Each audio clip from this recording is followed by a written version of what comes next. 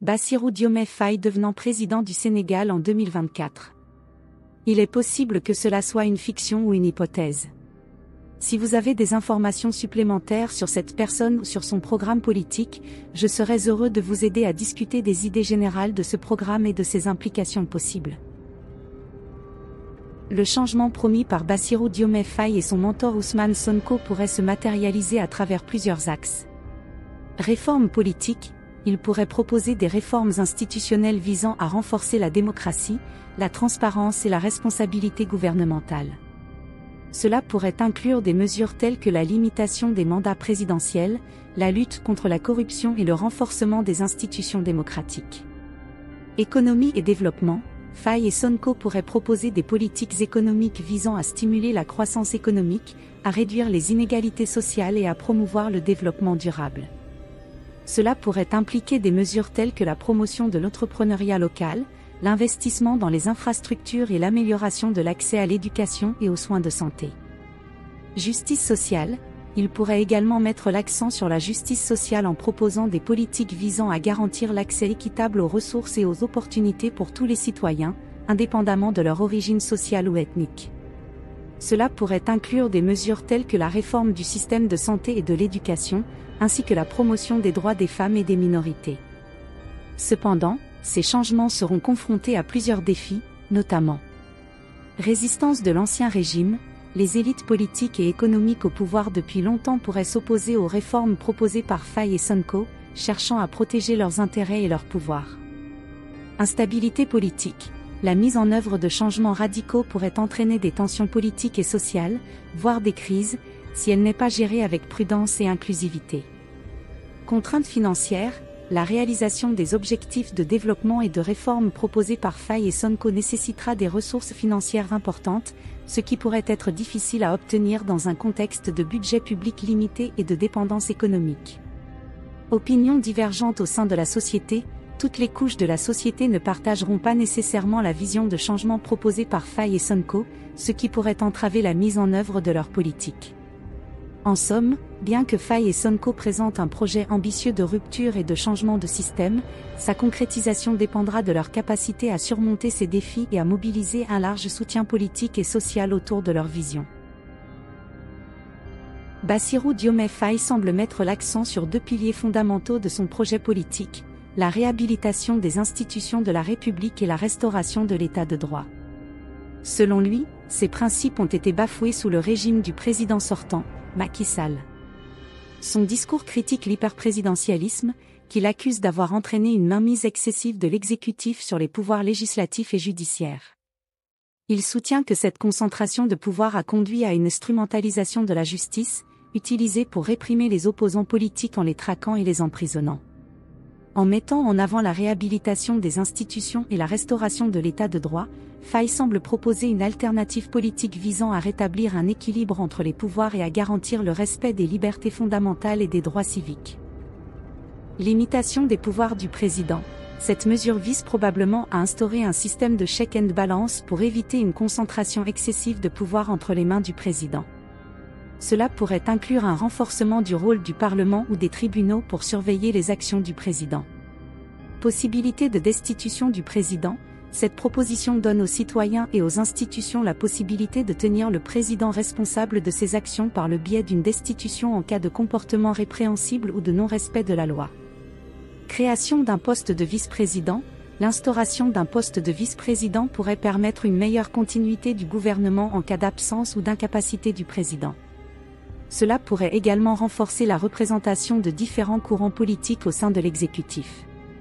Interdiction du cumul des mandats électifs. Cette mesure vise à éviter les conflits d'intérêts et à favoriser le renouvellement politique en empêchant les élus de détenir plusieurs mandats simultanément. Lutte contre la corruption. Cette promesse souligne l'engagement du prochain chef de l'État à lutter contre un fléau qui mine souvent la confiance du public dans les institutions gouvernementales. Cela pourrait impliquer la mise en place de réformes législatives, de mesures de transparence accrue et de renforcement des institutions chargées de l'application de la loi. Institution de peines alternatives à l'emprisonnement. Cette mesure vise à réformer le système judiciaire en introduisant des alternatives à l'incarcération, telles que des peines de travail d'intérêt général, des programmes de réhabilitation ou des sanctions financières. L'objectif est de réduire la surpopulation carcérale et de favoriser la réinsertion sociale des délinquants. Ces propositions reflètent une volonté de réforme profonde visant à promouvoir la bonne gouvernance, la responsabilité et la justice sociale. Cependant, leur mise en œuvre dépendra de divers facteurs, notamment du soutien politique, des ressources disponibles et des défis institutionnels spécifiques à chaque pays ou contexte politique. Le nouveau président, incarné par le charismatique Ousmane Sonko, est une vision claire de la souveraineté de son pays. En déclarant que « personne ne nous fasse croire qu'on ne peut pas incarner notre propre souveraineté », il met en avant une volonté forte d'indépendance et d'autonomie pour son pays. Le fait que le terme « souveraineté » soit employé à plusieurs reprises dans son projet laisse entendre que cette notion occupe une place centrale dans son programme politique. En promettant une réappropriation de la souveraineté, il suggère probablement une intention de remettre en question les accords existants, notamment dans les secteurs des mines et des hydrocarbures, afin de garantir des conditions plus favorables pour son pays. La volonté de renégocier les contrats dans ces secteurs stratégiques, surtout au moment où l'exploitation est sur le point de commencer, peut être interprétée comme une tentative de maximiser les bénéfices pour la nation et de garantir une plus grande autonomie dans la gestion de ses ressources naturelles. Il est clair que le nouveau président envisage des partenariats gagnant-gagnant, ce qui suggère une volonté de coopération internationale tout en protégeant les intérêts nationaux. Cette approche semble refléter une vision de la souveraineté qui n'est pas isolationnaliste mais qui cherche plutôt à établir des relations équitables et mutuellement bénéfiques avec d'autres pays et acteurs internationaux.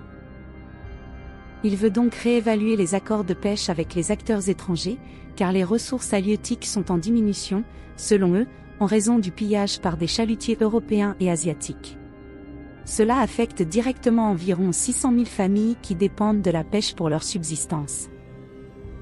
Cela semble indiquer une reconnaissance de l'importance du secteur primaire, notamment de l'agriculture, dans le contexte de la sécurité alimentaire et de l'autosuffisance. Mettre l'accent sur le développement du secteur primaire, en particulier la production de riz, suggère une volonté de renforcer la capacité nationale à produire des denrées alimentaires de base. Ceci pourrait impliquer des investissements dans les infrastructures agricoles, le soutien aux agriculteurs locaux, la recherche de nouvelles technologies agricoles et des politiques visant à favoriser la production alimentaire nationale. En promouvant le développement du secteur primaire, on espère réduire la dépendance à l'égard des importations alimentaires et renforcer la sécurité alimentaire du pays.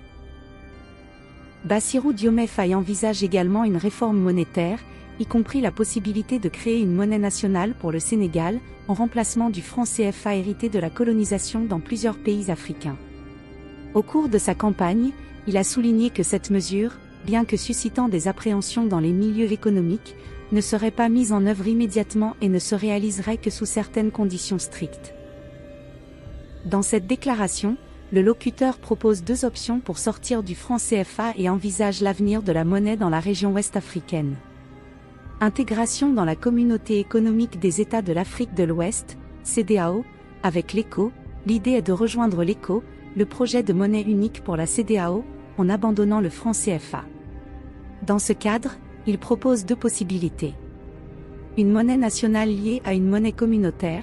Chaque pays de la CEDEAO pourrait conserver une certaine autonomie monétaire tout en étant lié à une monnaie unique pour la région. Une monnaie commune, les pays de la CEDEAO pourraient opter pour une monnaie totalement commune, abandonnant ainsi leur monnaie nationale au profit de l'ECO. Prendre seule sa souveraineté, si le projet de l'ECO n'aboutit pas, l'alternative serait pour les pays de la région de prendre leur propre souveraineté monétaire. Cela signifierait que chaque pays ou groupe de pays déciderait indépendamment de sa politique monétaire et de sa monnaie. Cette déclaration met en lumière les débats en cours sur l'avenir du franc CFA et l'intégration monétaire en Afrique de l'Ouest, avec des perspectives sur les choix stratégiques à venir pour les pays de la région. Le nouveau dirigeant sénégalais, Ousmane Sonko, soit engagé dans une politique de réorientation stratégique de ses partenariats internationaux, en particulier avec la France, tout en mettant l'accent sur le renforcement des liens avec d'autres pays africains. Sonko cherche à établir une relation plus équilibrée avec la France, en mettant en avant l'idée d'une coopération économique mutuellement avantageuse et en soulignant l'importance du patriotisme économique. Cette approche vise probablement à réduire la dépendance économique du Sénégal vis-à-vis de la France tout en maximisant les bénéfices pour son propre pays. De plus, En se déclarant panafricaniste, Sonko cherche à renforcer les liens diplomatiques du Sénégal avec d'autres pays africains, à promouvoir l'intégration régionale et à jouer un rôle actif dans les réformes au sein de la Communauté économique des États de l'Afrique de l'Ouest, CEDEAO. Cela s'inscrit dans une vision plus large de solidarité et de coopération entre les nations africaines, afin de renforcer leur influence collective sur la scène internationale et de promouvoir le développement durable du continent. Bassirou Diomaye Faye a remporté les élections au Sénégal en promettant la rupture et le changement, ce qui a suscité des attentes élevées chez les électeurs. Cependant, selon le chercheur Babacar Ndiaye, il est peu probable que le nouveau président bénéficie d'un état de grâce prolongé, car la population exigera des résultats concrets et rapides de sa part. Toutefois, le politologue El Hadji Mamadou Mbaye souligne que le nouveau gouvernement pourrait rencontrer des obstacles à la réalisation de ces attentes rapidement. Le temps nécessaire pour s'adapter à la nouvelle administration, combiné à un contexte international difficile, pourrait entraver la capacité du nouveau pouvoir à obtenir des résultats immédiats.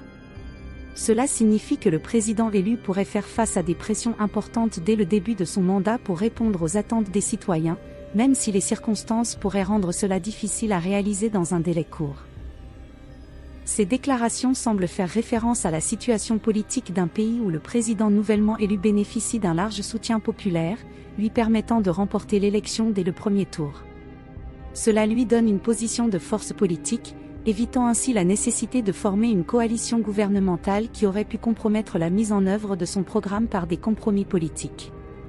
Cependant, malgré cette victoire électorale, plusieurs défis subsistent.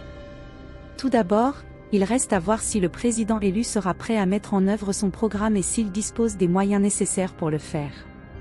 Cela peut faire référence à des ressources financières, à un soutien politique continu, ou à d'autres facteurs pertinents pour la mise en œuvre des réformes promises pendant la campagne électorale. De plus, une autre difficulté mentionnée est le fait que le camp du président est minoritaire à l'Assemblée nationale. Cela signifie qu'il pourrait rencontrer de l'opposition lorsqu'il essaiera de faire adopter ces réformes législatives. Dans le cas où il se heurterait à une obstruction de la part du camp majoritaire, le président pourrait être tenté de dissoudre l'Assemblée nationale et d'appeler à de nouvelles élections dans l'espoir de gagner une majorité plus favorable à ces réformes. Ces défis soulignent la complexité de la gouvernance politique et la nécessité pour le président élu de naviguer habilement dans le paysage politique pour réaliser ses objectifs.